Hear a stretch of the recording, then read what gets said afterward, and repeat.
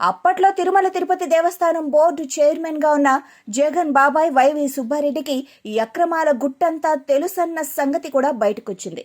కమిషన్లకు లొట్టలేస్తూ వెంకటేశ్వరుడి సన్నిధిలో కల్తీ నెయ్యితో మహాపరాధానికి ఒడిగట్టి భక్తుల ఆరోగ్యంతో ఆటలాడుకున్న వారెవ్వరూ క్షమార్హులు కాదు. తిరుమలను తన స్వార్థం కోసం వాడుకోవటం జగన్ కు కొత్తేమీ కాదు. 2019కి ముందు పింక్ డైమండ్ అంటూ వకుళమాత పోటుతో తవ్వకాలు చేశారంటూ నోటుకొచ్చిన అసత్యాలెన్నో వల్లవేశారు. అలా బూటకపు ప్రచారంతో పదవిలోకి వచ్చాక అయిన వారికి తిరుమలలో సర్వాధికారాలు కట్టబెట్టారు.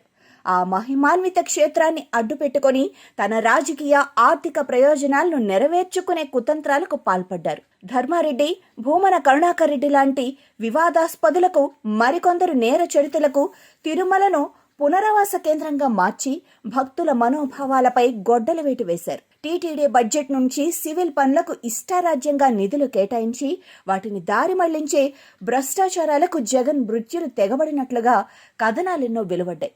దేవదేవుడి సొమ్మును దిగమింగిన ప్రబుద్ధులందరికీ తగిన దండంలో పడేలా చూడటం, వాళ్లు కాజేసిన సొత్తును అణాపైసలతో సహా కక్కించటం కూటమి సర్కారు కర్తవ్యం.